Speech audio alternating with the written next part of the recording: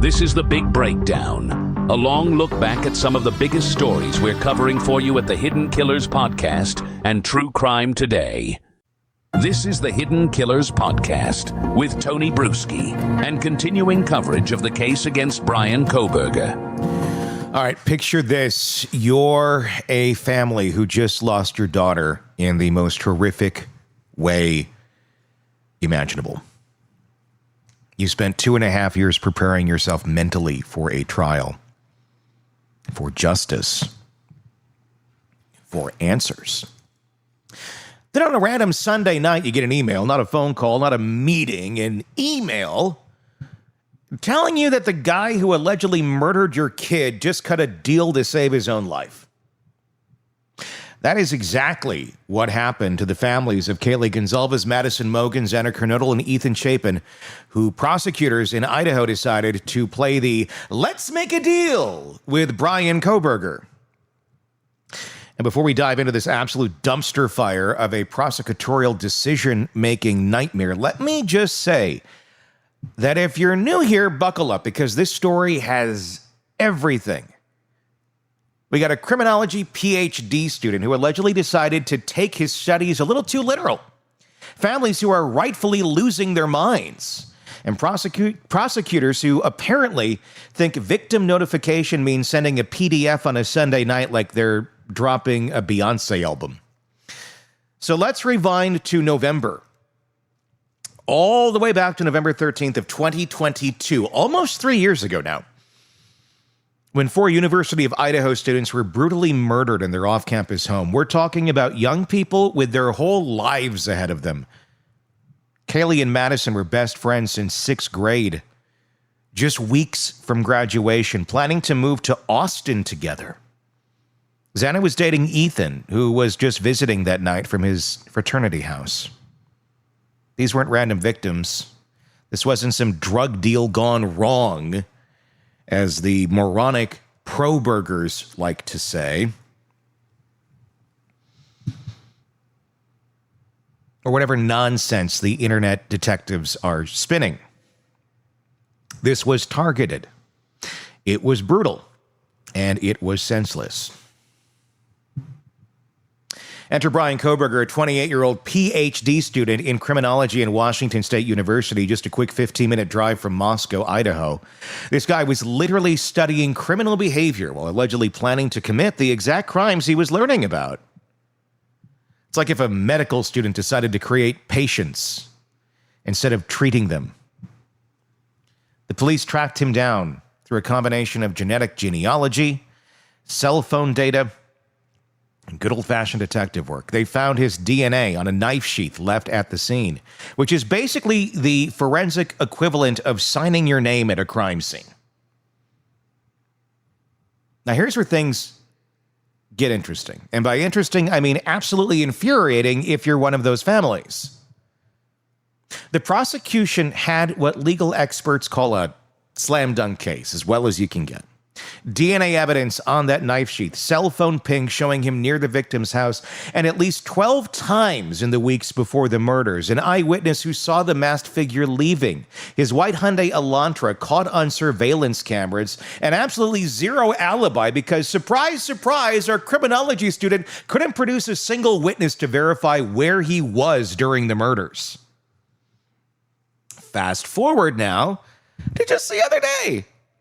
June 27th, 2025 to be exact, the defense just got absolutely demolished in court. Judge Stephen Hippler basically told them their alternative suspect theory was, and I'm paraphrasing here, complete garbage based on rank speculation. They proposed 4 different alternative suspects, and the judge shot them all down. Their client was looking at a one-way ticket to death row. And in Idaho, they're not messing around. They recently brought back the firing squad as an execution method, which sounds medieval, because it literally is.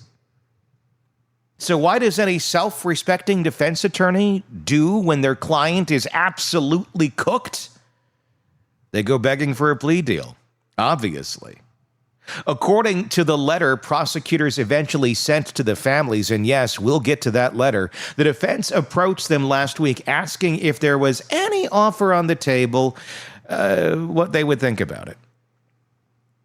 Now, a competent prosecutor's office might think, hey, maybe we should loop in the families who've been waiting 2.5 years for justice before we start negotiating with the guy who allegedly butchered their children. Rather than just, maybe we might, I don't know, what do you think? And then all of a sudden, boom, we're doing it.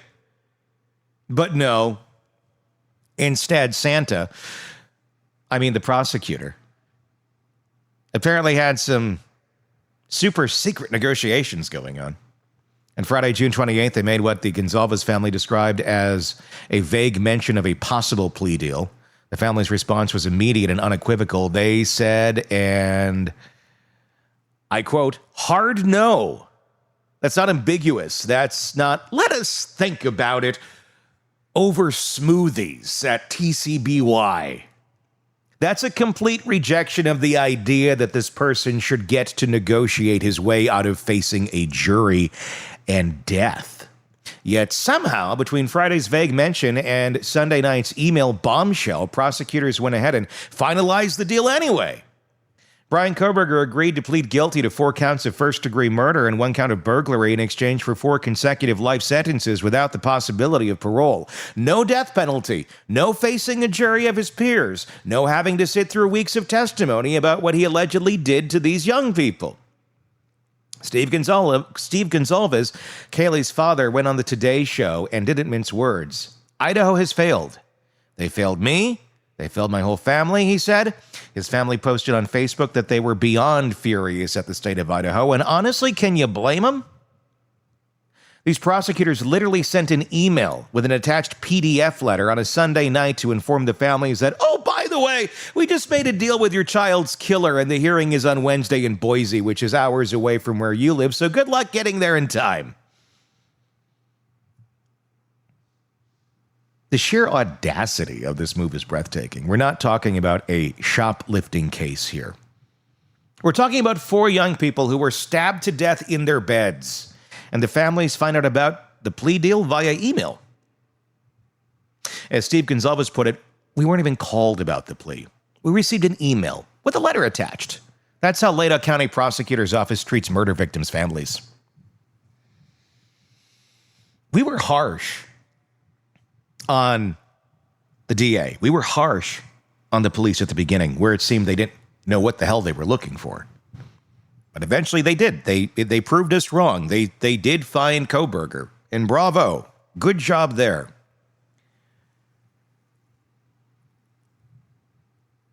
But did you succeed at the end? Granted, yes, at the end of the day, he's going away forever. That would be the verdict that I think everybody wanted, but not quite. I think most people wanted him to die. That's not going to happen now. Now, Kohberger gets to be infamous. Now he gets to sit in prison. He gets to get letters. He gets to do interviews. He gets to do all of the stuff that the sick mother effer wanted to always do. He wanted to be BTK. He wanted to be Ed Kemper. He wanted to be all of these killers that he's looked at, studied, fantasized about. And now his name gets to sit there in infamy with them because he gets to live out his days in prison. Now, not all the families are on the same page here, which adds another layer of complexity to this mess. Ben Mogan, Madison's father, told CBS he was actually relieved by the deal. He said they could put this behind them and not have to deal with future court dates and appeals. And look, I get it. The death penalty appeals process in Idaho would likely stretch 30 to 40 years. Do you really want that? Is the big question. As much as Steve Goncalves is out for blood, and I would be the same way if I were him, do you really want 30 to 40 years of appeals and spend the rest of your life going back and forth with the monster blob of flesh that resembles a human being named Bryan Kohberger? That's decades of court appearances, decades of reliving the worst day of your life, decades of uncertainty. But here's the thing. Aubrey Goncalves, Kaylee's 18-year-old sister, put it perfectly when she said that Kohberger facing life in prison means he still gets to speak form relationships, and engage with the world while their loved ones have been silenced forever. This guy took everything from these families, and now he gets to negotiate the terms of his punishment. He gets to avoid facing a jury. He gets to skip the whole part where the full horror of what he did is laid out in excruciating detail for the world to see. The prosecutor's letter, according to the Idaho Statesman, defended the deal as ensuring Kohberger will be convicted and spend the rest of his life in prison without decades of post-conviction appeals. True. Bill Thompson, Santa, the Moscow prosecuting attorney, and let's be honest for a moment. How do you think Bill would have done in this trial? From what we've seen of Bill, from what we've heard of Bill, from his interviews, do you have the confidence that he would have really nailed this thing in the courtroom? I don't know. That's where this whole thing, my opinion doesn't matter. All that matters is that of the families. But do you really think Bill Thompson would have nailed this? Bill Thompson, the Moscow prosecuting attorney, wrote about how this was their sincere attempt to seek justice. But when Steve Goncalves met with prosecutors later, he said they basically told him, it's not really about us, it's about their process. Just kind of shut up and get on board and deal with it. I mean, that's, paraphrasing a little bit, but the legal experts are having a field day with this. Paul Murrow, a former NYPD inspector, called it the most incomprehensible deal of all time if prosecutors don't at least get Kohberger to explain his motives, because that's the other thing. We still don't know why. Why did a PhD student in criminology decide to murder 4 college students? What was the connection? What was the motive? These families have been living with these questions for years, and now they might never get answers. Ted Williams, a former homicide detective, said that any plea deal should require Kohberger to explain when, how, and why he committed these crimes, a la BTK, considering, it's kind of his idol. And I say it, as in BTK, not him, it, because he's an it. He's not a human. Neither is Kohberger. We should refer to him as it going forward as well. But if we know about the deal, there's no such requirement. He just has to plead guilty, accept his sentences, and waive his right to appeal. And then they should give Steve Goncalves a cattle prod and allow him to be in a room with Kohberger for an hour and see what happens. Give him a branding iron as well. And then he can spend the rest of his life in prison, keeping his secrets, being studied, being interviewed, being the monster he likes to be because he couldn't fit in with the rest of the humans. So he decided to become a monster. And we're allowing him to live out that dream. And let's talk about the timing here, because it's absolutely crucial. The deal was announced on Monday, July 1st, 2025, with the plea hearing scheduled for Wednesday, July 2nd. That's one day for the families to process the information, arrange travel to Boise, where the trial was moved, and prepare themselves emotionally to see their children's killer accept a deal that saves his life. One day. Shannon Gray, the Goncalves family attorney, criticized the compressed schedule. The issue is they are trying to cram the plea for July 2nd, only giving the families a day to get to Boise. The Kernodle family is also furious. Kim Kernodle, Xana's aunt, told TMZ she was so furious she was in tears during a conference call with prosecutors. When prosecutors claimed the plea would spare families from seeing gruesome crime scene photos at the trial, Kim allegedly responded, "We know the graphics. They were not trying to spare us." What really gets me about this whole situation is the complete lack of respect for the families. These aren't just names in a case file. These are real people who lost real children in the most horrific way imaginable, and the prosecutors couldn't even pick up the phone. They couldn't schedule a proper meeting. They sent an email on Sunday night like they were canceling a dinner reservation. "Sorry, can't make it to Red Lobster. We got the Cheddar Bay biscuit box at home and we're making them here." Edwina Elcox, a Boise defense attorney, called it a huge win for the defense team, noting that by taking the plea deal, Kohberger insulated himself from execution. She pointed out that only a jury can sentence someone to death in Idaho, making this the safest option for someone facing overwhelming evidence. And she's right. From a pure legal strategy standpoint, this makes sense for Kohberger, but justice isn't supposed to be about what makes sense for the killer. What do you guys think?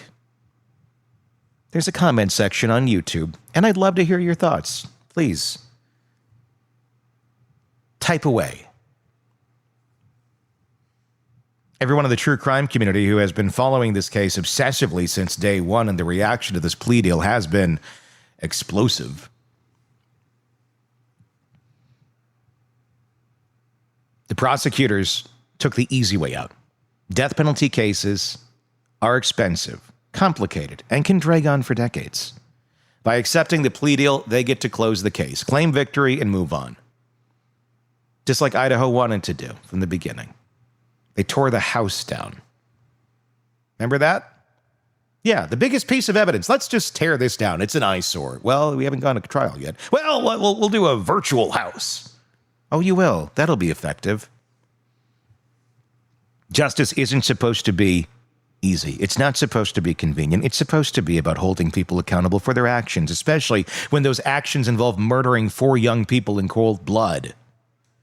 The judge, however, still has to accept the plea deal at the hearing, and theoretically, he could reject it, though that rarely happens.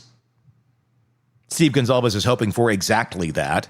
He wants the judge to look at the deal, look at how the families were treated, and say, no, this isn't justice. We're going to trial, and as he put it, there's no justice in this. It's a ridiculous joke. The Goncalves family said they fought harder than anyone could ever imagine, and I believe them. They wanted their day in court. They wanted to face their daughter's killer. They wanted the world to hear exactly what happened that night in November of 2022, and now they'll never get that chance because some prosecutor decided to make a deal behind closed doors and notify them via email. As we wait to see what happens at that hearing, remember that this case isn't just about Bryan Kohberger. It's about Kaylee Goncalves, who was planning her future with her best friend. It's about Madison Mogen, who was just weeks away from graduation. It's about Xana Kernodle and Ethan Chapin, who were just starting their lives together. They deserve better than this. Their families deserve better than this. And frankly, we all deserve a justice system that treats victims' families with more respect than a Sunday night email. Tell me your thoughts in the comment section on YouTube. I'd love to hear them. If you're listening on the podcast platforms, do check out our YouTube channel. Just search Hidden Killers with Tony Bruschi. You'll find us there on YouTube, and you can...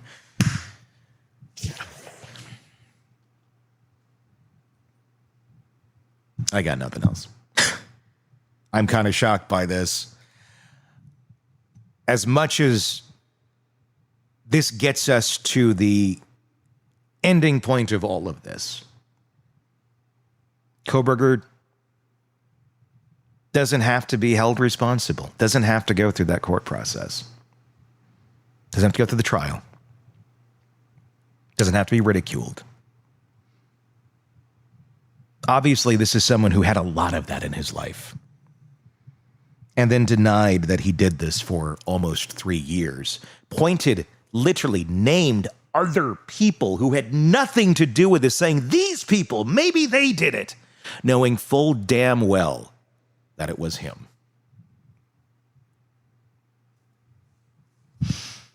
There's a thing called prison justice. Jeffrey Dahmer found that fate out himself. One can hope, one can even pray, that maybe a lone broomstick that somebody's using to mop up the cafeteria may find its way into Kohberger's body. And maybe that will be the end of Bryan Kohberger. One can only hope, right? Again, your thoughts in the comments section. This is the Hidden Killers Podcast with Tony Bruschi and continuing coverage of the case against Bryan Kohberger. Yeah, well, we all know what happened in this case. Bryan Kohberger has admitted to guilt, or he is pleading guilty, however you want to say it. It's interesting online. You hear people saying, well, just because he's pleading guilty doesn't mean he's guilty. I don't understand the logic of the Kohbergers. I never will, other than it's a mental illness. So I'm going to leave it at that, and I'm not going to get caught up in a conversation about that today. But what does matter is the statements and the feelings and the emotions and the trauma that the families of these victims are now going through. Because prosecutor Bill Thompson, Santa, he's extended basically an olive branch, I guess. I get it. I get the idea of let's not risk it on a jury where, I mean, we've seen other cases where things are pretty damning and the jury's still like, yeah. And that, I think, is the sad reality of our country right now, is we can't really rely on our system, our jurors, because quite honestly, there's a lot of dumb people out there. Tony just went there. Yeah, that can't handle facts and can't think about things in any sort of decisive or critical thinking way more than one thought at a time. It's like, oh, that's two thoughts. You got to think. But it's scary. It's sad, but we are where we are. And I'm not talking about any specific case. I just feel like we are in a place where you hear people's explanations of why they think the way they do, and you go, wow, you are misguided. Yeah. Wow, you are off on your facts. And it is what it is. So, and again, I'm not talking about any specific case here. But I was a little bit concerned, quite honestly, about Bill Thompson, Santa, being out there and being the face of this and being the prosecutor. I mean, against Ann Taylor. Ann Taylor's pretty solid, and she just pulled off a win.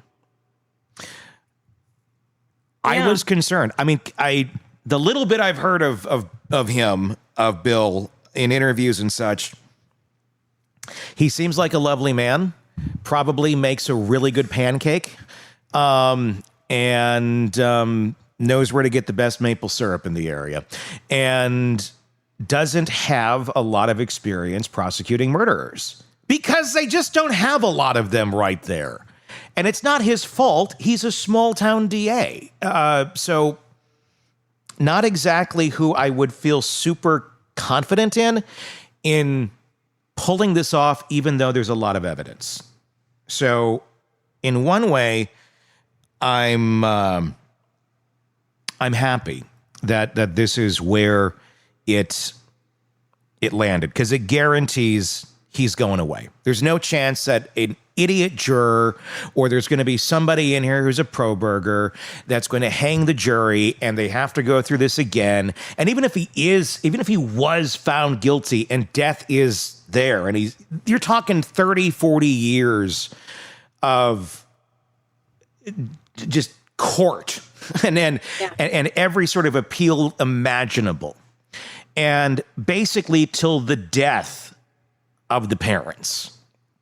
Because Kohberger's young, he's going to live it up. And look, the parents and all that, they're our ages. Like, you know, you got a good 40 years left, maybe. And he's got more.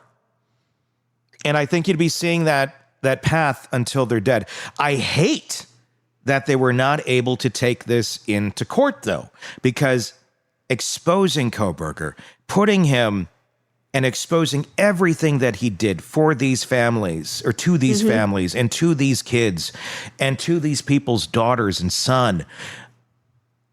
I can't imagine. I mean, if I were, as an outsider, thinking big picture, it's a good thing. If I were Steve Goncalves, I'd be freaking the F out and be trying to find a way into that prison to kill him myself. And that's a big concern. That family is furious right now. Yeah. There's a lot that the family didn't get by this not going to trial. Mm-hmm. We don't have any idea why he did this. I wish he had been required to say what happened. Well, we do know what we do know. Kohberger's team reached out. It was not the state going, "Hey, you want a plea deal so we don't have to do this?" Kohberger's team came to them and said, "What can you offer us?" And that happened right after the judge shut down the third-party suspect and right after the judge shut down the stay. So we do know that much.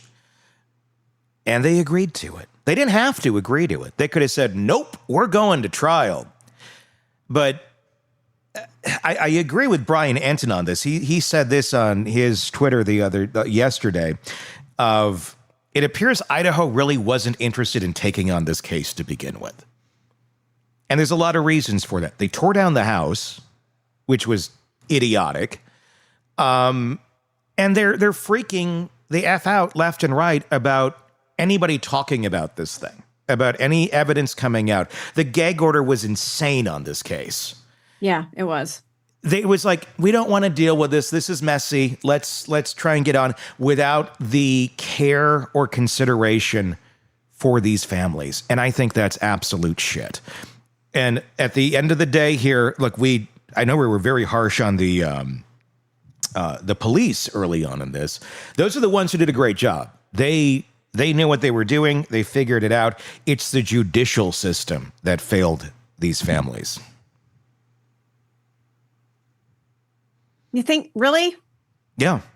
The judicial system should have at least had a conversation. Sending this out in a Sunday night email PDF, going, "By the way, no trial. Well, sorry. Hey, I heard Dr. Quinn Medicine Woman is on tonight. Why don't you check that out right after Touched by an Angel on CBS." Yeah, and I agree wholeheartedly with that. That's not how that should have been done. They should have brought them in. Like, we need to speak to the families. Please come in. This is important. We need to talk to you. Instead of a fucking email that, how many of them didn't get it right away? Because you don't check your email on a Sunday night. Yeah.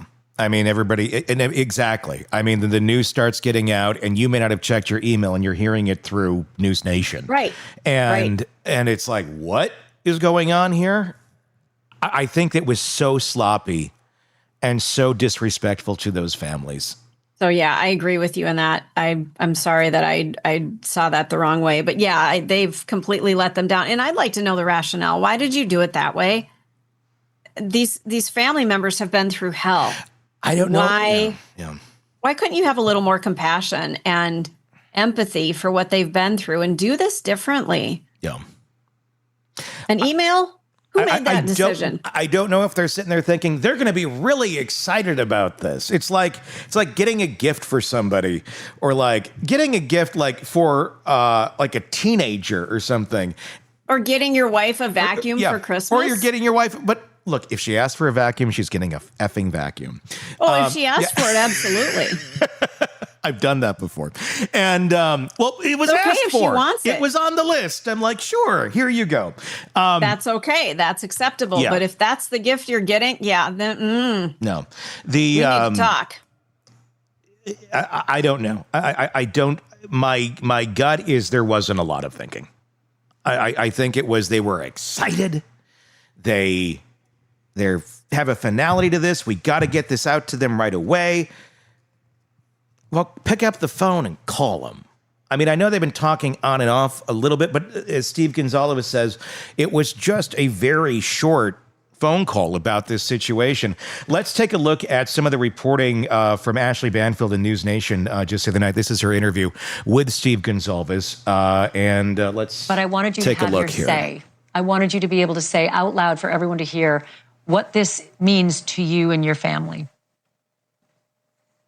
This is anything but justice. This is the opposite of our will.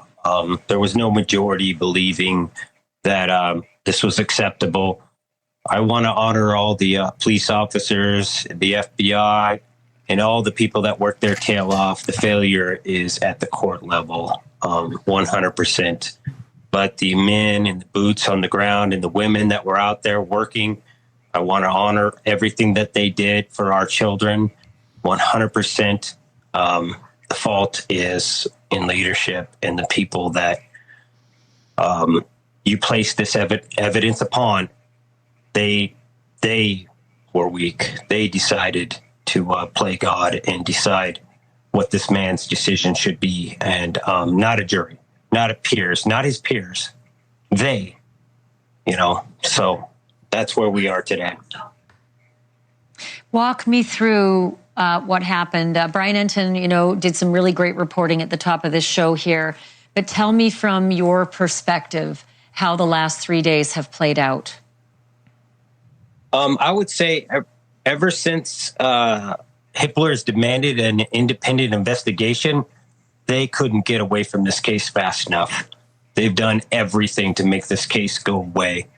So I don't know what that entails, but he said he was going to have an independent investigator, and all of a sudden we seemed like we were on rails to get rid of this case and make a plea deal. I mean, he's guilty. We all know he's guilty. There's more than enough evidence, but it's tough. It's tough to put a community through this, and it could be bad for reputations and business identities, and there's fallout.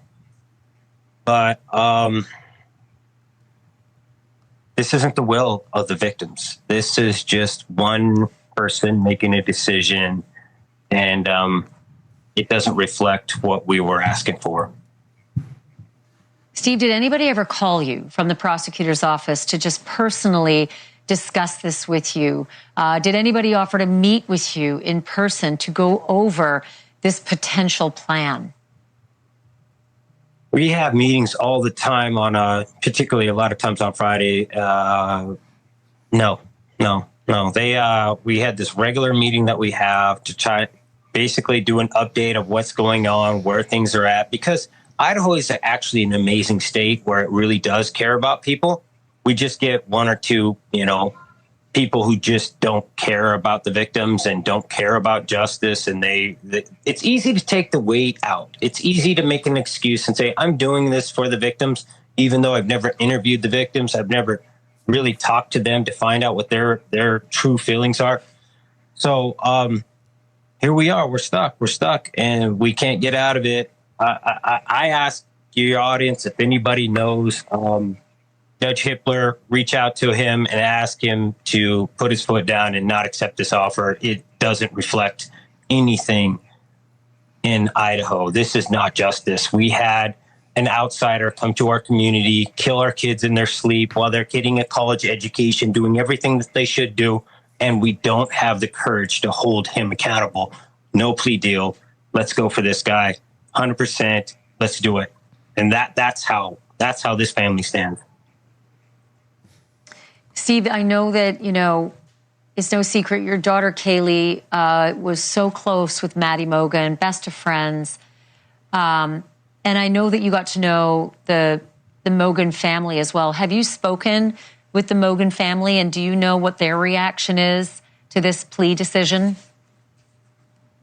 We actually just had a meeting with the prosecution and just tore into it and made it clear that we were not in support of this, but we also invited other families into that. And I'll let them speak on their own that were part of that meeting, but we are in no way alone on this. Multiple families believe the same as we do, but I want to honor their abilities to speak independently and as their child. So I don't want to cross that line, but all I will say is there was no majority for this decision at all. And if they're not working for us, they're working against us, guys. That's Steve Goncalves talking with Ashley Banfield on News Nation with his reaction to all of this.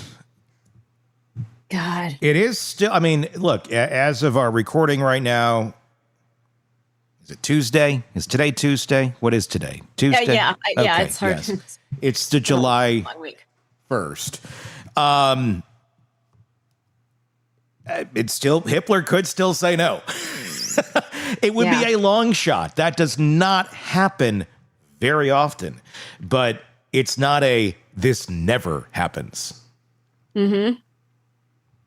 So a lot of times the courts typically do side with the family's wishes. Not everybody is in agreement on this, though. The initial statement from the Goncalves family says, "It's true. We are beyond furious at the state of Idaho. They have failed us. Please give us some time. This was very unexpected. We appreciate all of your love and support. Heartbroken," and then some hashtags as well. Family of Idaho. Let's see here. They released another statement clarifying the timeline of the negotiations, saying that they gave prosecutors a hard no when asked about a possible plea deal on Friday. The family said they received that email Sunday night, and that sent them into, quote, panic mode, and met with the prosecutors again Monday to oppose the agreement. "We fought harder than anyone could ever imagine," the Goncalves wrote. "We fought a long battle, but we lost the war."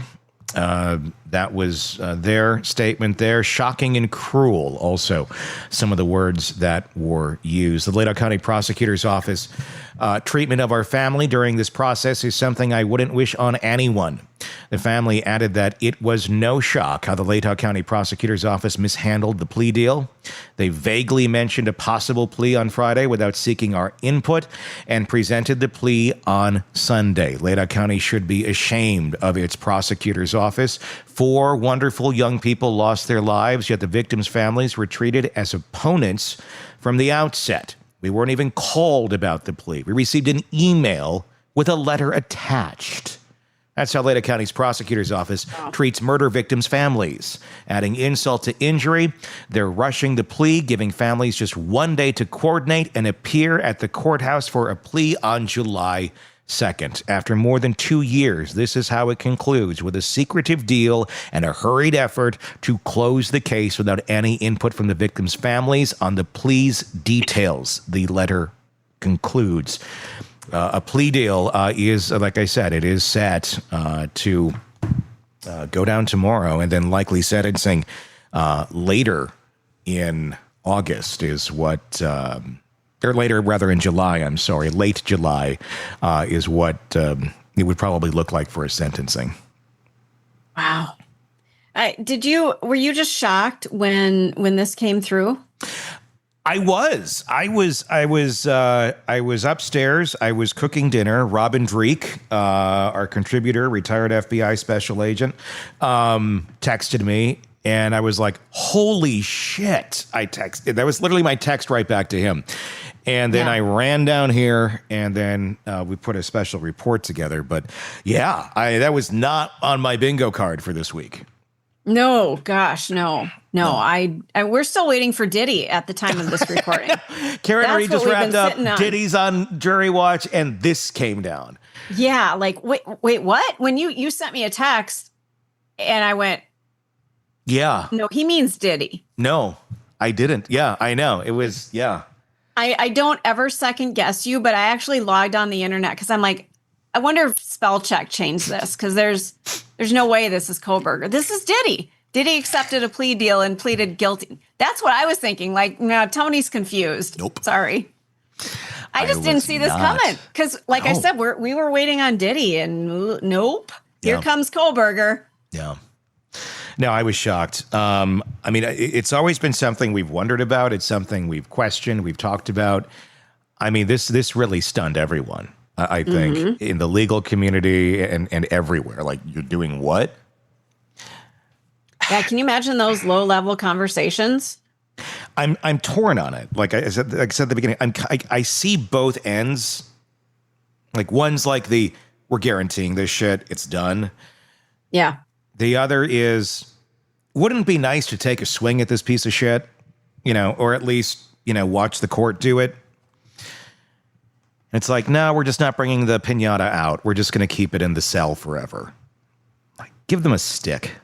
Give them a spear. Give them a flaming stick. Give them Negan's bat from The Walking Dead. Oh, dude. I say Steve Goncalves, Bryan Kohberger, in a padded room, 30 seconds, Steve gets the bat. See what happens. Pay-per-view, Sunday night, be there. Well, here's the thing. They're going to have to keep him in solitary or away from Gen Pop because he ain't going to make it. Right? I mean, isn't that how things go in prison? He's got a mark on his freaking back. Let's take a look at the poll that I put out just before we went on the air. How long until Kohberger is removed from the planet through prison justice? 24% right now says before New Year's. 2026, 16%.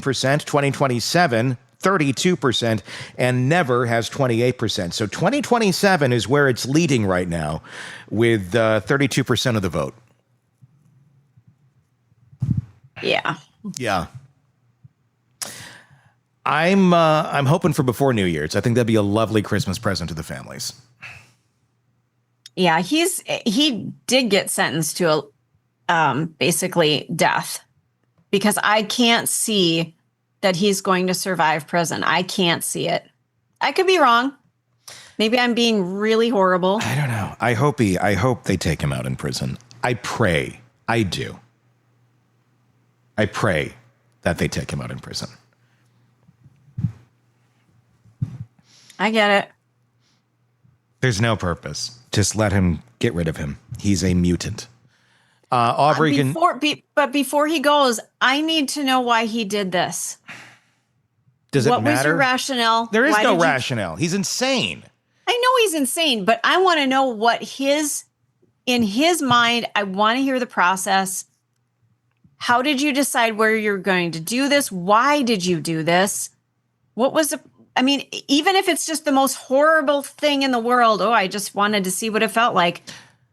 Let's get in there and figure out what happened. Because he wanted to be this guy. He's getting his dream. He's getting his wish. I think, honestly, the original dream, this is my conjecture on it, was to pull this off, never get caught, and teach about it. And be the guy that's like, oh my God, this was like the perfect crime. Look about it. Because that would give him some sort of like, oh wow, finally people are recognizing his genius because he thinks he is one, even though he's a idiot. I mean, he's just a self-centered, narcissistic. And I'm not saying autism as a negative thing here, but I do believe it plays in his thinking. And I don't think that was a card that was going to help him either. Right. And it's like, yeah, that just kind of pushes you more into the category of possibly you don't process other people's feelings. And everybody's like, well, that's not it. Like, look, I get it. Okay. I'm part of the club, so I'll speak on it that way. But it's different for everybody. It's a spectrum, but he's on that area of the spectrum with zero empathy. He's even admitted to it. He's talked about it in great detail. He recognized it. I think it was that. I think he wanted to get away with this. I think he wanted Catherine Ramsland to eventually be teaching about him. I think he wanted to become a professor and teach about his own crime and silently get all the adoration while nobody knows any better. Obviously, that didn't work out so well. But now he gets to be basically an infamous killer in prison like Ted Bundy or Ed Kemper or anybody from Mindhunter. He's now in that level of infamous evil sociopath, and he's going to live it up. He's going to love it. He's going to do interviews. He's going to probably try and write a book. And he doesn't even... And sure, none of it is going to make any profit on. You can't do it. That's against the law. But could he do it and like put it out? Yes. And all those proceeds could go to the families. I don't think he gives a shit about the money. It's more so he wants to be looked at. He wants to be admired for something. And because there was absolutely nothing in his life that he was actually talented at or good at, he found it. And he failed at that too. So now he's going to go down for being infamous. And he thought he could pull off this whole ruse just the couple weeks ago, trying to blame 4 other innocent human beings for this crime that he knew damn well that he committed. Yeah. He's a piece of shit. I mean, I can't wait for finding a broomstick that goes through his ass and out his mouth. I would love to see that as the headline. Amazing broomstick. Amazing broomstick murder in prison. Like Jeffrey Dahmer. No one's seen anything like this before. Yeah. And I'm not encouraging anyone to do that, but I will tell you what, you'll get a lot of money in your canteen. A lot of people would be out there going, who the fuck is that? Well, let me fill that shit up. Right? It wouldn't be just me going, how can I contribute? He would be rich with canteen money for the rest of their life. Whoever decides to take the broomstick and have a little fun with Mr. Kohberger. Again, not saying anyone should do it. I don't recommend it. I don't endorse it. I don't encourage it. I'm just saying if it happens, cause and effect, that's what would take place. Yeah. I feel I'm very much understand. I don't understand. I can't imagine what it's like for Steve Goncalves, but I agree with him. If I were in his shoes, fuck. They better, when he does plead, and especially when they do the sentencing, they better have somebody watching Steve Goncalves. Yeah. And I don't blame him at all. At all. I hope he gets a 3D printer and prints a plastic gun and gets it into court. Tony. Tony. I do. I wouldn't blame him. I'm a dad. I'm a girl dad. I know you are. And so, I understand, but we have to let justice, that is as justice. flawed as it is. That is justice. I know. Aubrey Goncalves' sister, her statement,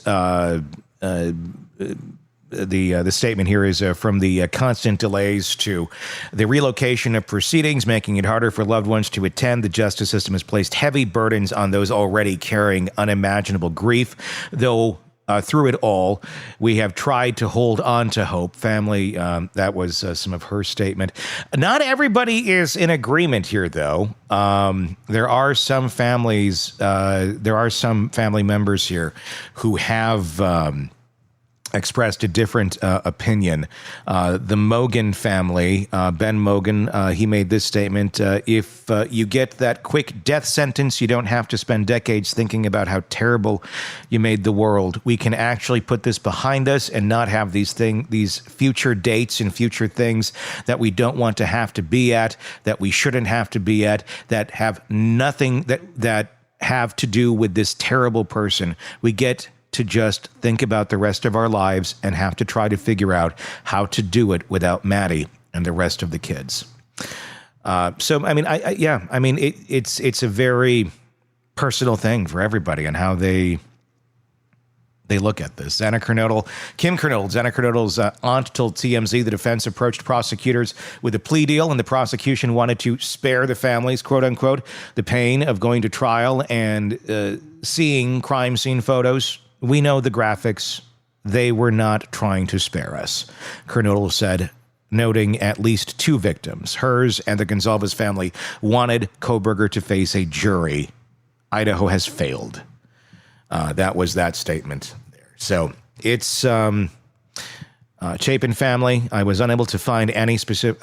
This is. I don't know that they've made a statement yet, honestly. What do we got here? Yeah, I don't see one for them. I'm looking it up.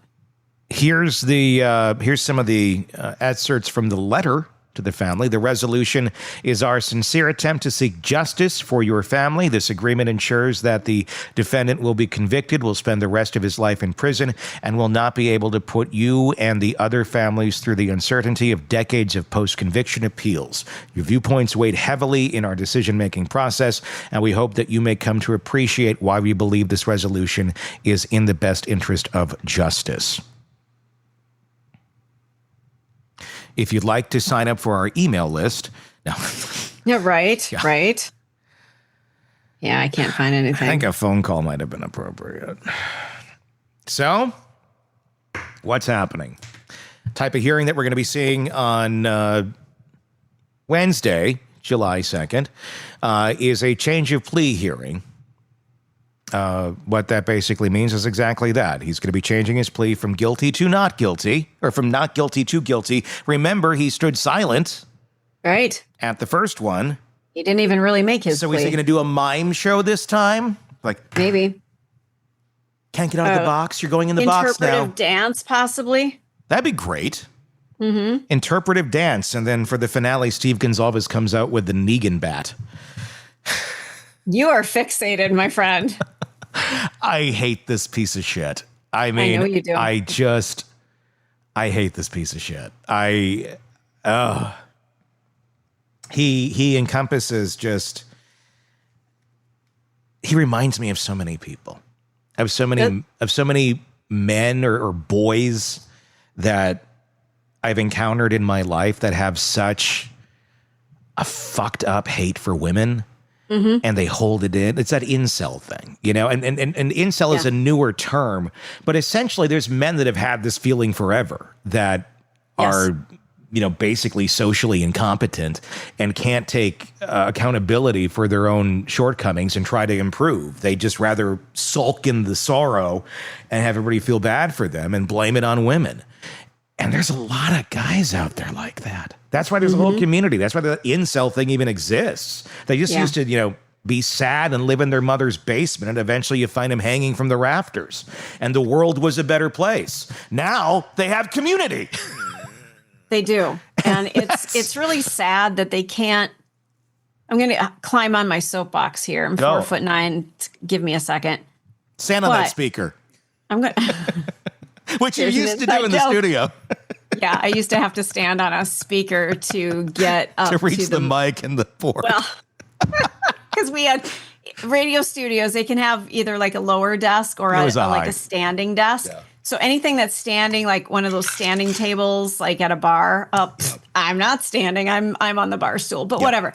My soapbox is this: there is nothing sexier than a man that loves a strong woman. Mm-hmm.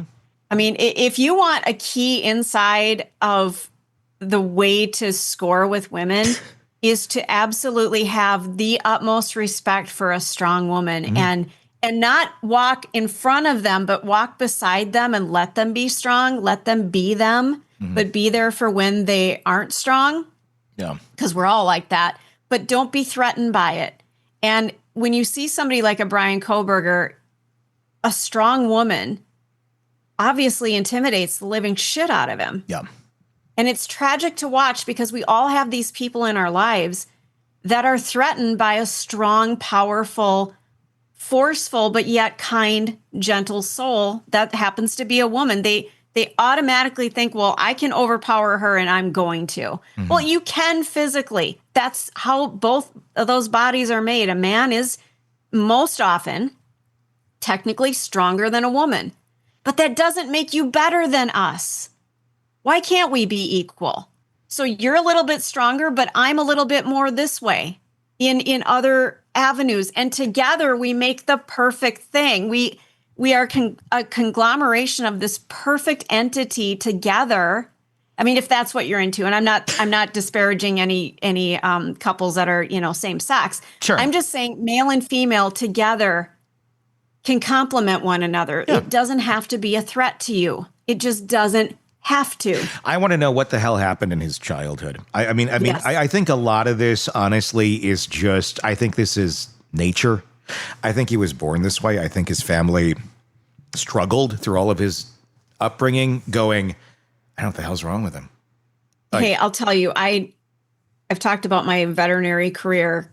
I wasn't a veterinarian. I was a veterinary nurse. We had some dogs come in that we tried to work with them. They were vicious. They would just go off the rails for no apparent reason. Like, we don't know what triggered them, but they attacked a child. They attacked this person. Mm-hmm. They attacked the cat. They killed the cat. And it's like, we tried to do everything. We tried medication. We tried training. Some creatures are just born flawed. Yeah. And in that case, we would euthanize them. And as tragic as that is, like a 2-year-old dog, you're euthanizing a healthy 2-year-old dog, but it's dangerous. It wasn't wired correctly, and humans are that way too. Yeah. I'm not saying we should be euthanizing humans, but I know you are. But this is how we have a way to make a living, is because there are humans who are not wired right, and we have channels that feature them all the time. Yeah, I mean, and really, I mean, if you look at the more humanistic side to it, which is certainly there. I'm just amped up because I hate this piece of shit. I know and you I do. feel And I'm horrible amped up for for the other Goncalves reasons. family. So Yeah, thank you for letting me on my soapbox. Yeah,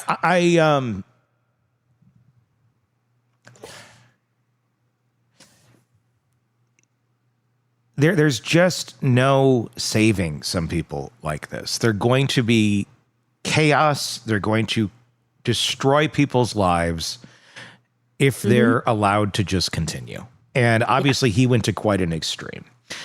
But say he didn't kill, say he just lived. I mean, this guy was, he was on a path to just destroy. I mean, in probably inadvertently as well, because the way his brain is firing, he's not seeing anything wrong with it because it's so normal, because this is just how it fires. He may know socially that's not acceptable, but whatever is in him somehow drove him to go do this.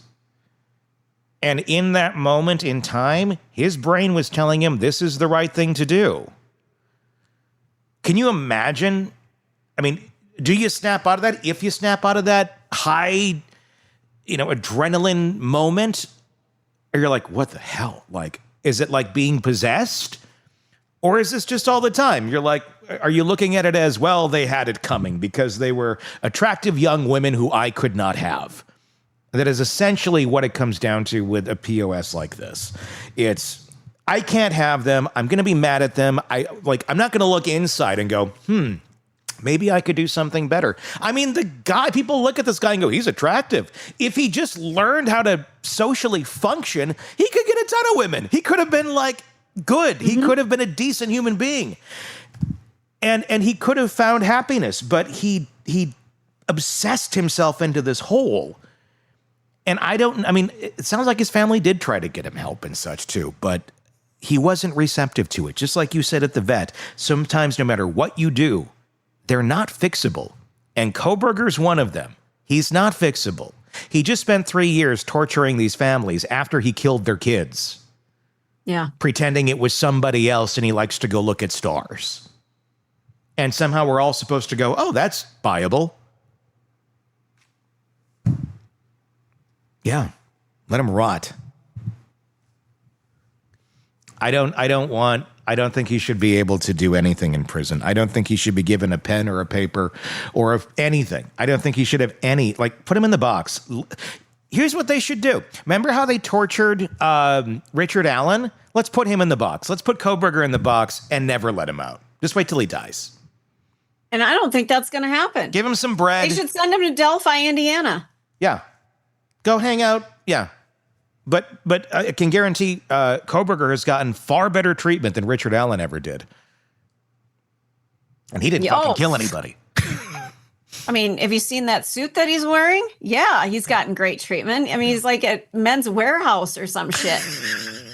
Men's Warehouse isn't that fancy. Well, I've never been to Idaho. I'm sorry. Yeah. You never been I don't know what they have there. Men's Warehouse? Maybe that's all they have. It's just a Men's Warehouse. It's just a Men's Warehouse in Moscow. That's all it is. It's a Men's Warehouse and a college. Maybe. And a Chick-fil-A. And a Chick-fil-A. Chick-fil-A is there? I don't know. It's pretty Feels far like north. It would be there. I don't know. I don't know how north Chick-fil-A goes. It's probably everywhere now. But no, honey, we've got one where I am. You got one now. Yeah, it's probably in Canada. I think it's going to open soon, and it's going to be utter chaos because the people in the town that I live in are enamored with horrible fast food. And it shows. The average weight of the Wisconsinite in Wausau is... Yeah, it's not good. We are not a healthy bunch. But there's great cheese curds. I will tell you that. Oof. Shit, I had one today. I ordered some the other day with whatever the hell I got. And it was like, we have a Culver's here now, too, which is nice. Because it's a Wisconsin-based chain. I remember going there as a child. And they do their cheese curds properly. They're good. They're good. Okay. Well, now that we're talking about cheese curds, there's pot roast at Culver's? At Culver's. You should look and see if it's on your menu. It is in Wisconsin. You can get, there's like fish fry. I know they have that. I remember my grandparents used to go there after church on Saturday nights to go get fish. And it's good. Yeah, but their pot roast is outstanding. Look at this. This is the weirdest endorsement, and it's not even paid for Culver's No, in the this middle is not of at talking all. about executing someone. I know. And creative ways of doing it since the government failed us. Culver's, enjoy the butter burgers. Who bought the advertising on this show? We didn't, sir. They just started talking about it. Yeah, it just took off, man. Natural. Yeah. Well, there you go. That's the latest. We should get a sponsor, come to think of it. We have 1,000 sponsors. I just don't know who they are because it's inserted. They're random. We don't hear them. So everybody's like, ads. I don't hear the ads. They're automatically inserted into our show. Yeah. That's what they are. But we should have a sponsor. We really should. Do. Well, we do some. I mean, there's real ghost stories. We have more sponsors over there where I directly endorse. We actually don't do that on this show. We do straight up the ones we don't hear. I think we should be sponsored by BetterHelp because I think after listening to some of these cases, they've sponsored the show before. Help. They've been on this show before. Good, good. In fact, I've done endorsements for them on this show back when I did endorsements on this show. But I don't do endorsements on this show anymore. We just do the straight up the other ones. But cool. But yeah, I mental health is a beautiful thing. Go get yourself some therapy. Yeah. It's after listening to these cases sometimes it opens your eyes to what is out in our universe, what is out in the world. When you step outside your home, or maybe it's in your home. Shit, I don't know. Yeah. It's a scary world. So equip yourself. I'm not doing an ad for them, but I'm just saying, you know. No, I mean, it is more available than ever before. Mm-hmm. There's really not an excuse. If you need help, get it. There's no shame in it. Cost can be a factor. Yeah, I mean, F anything your family has said, or F anything your friends have said. Like, we don't need. I don't need that. That's for this. Screw it. No, everyone needs it. Even when you're healthy and great, it's good. There's nothing wrong with getting help. Mm-hmm. The world would be a much better place if everyone was in therapy. Again, it's not an endorsement, but hey, there you go. Well, we endorse it personally. Yeah. So there you go. Of course, we're going to keep following this. Let us know your thoughts in the comments section. There's a lot more to come on this in the coming days. So buckle up because the Kohberger case is what is of the trial, which doesn't exist anymore, is about to start right now. And it's going to wrap up very fast, unless the judge throws us a curveball. But we shall see. Craving non-stop true crime updates? Press subscribe now and get the latest cases, analysis, and expert commentary delivered straight to your feed. Only from the Hidden Killers podcast and True Crime Today.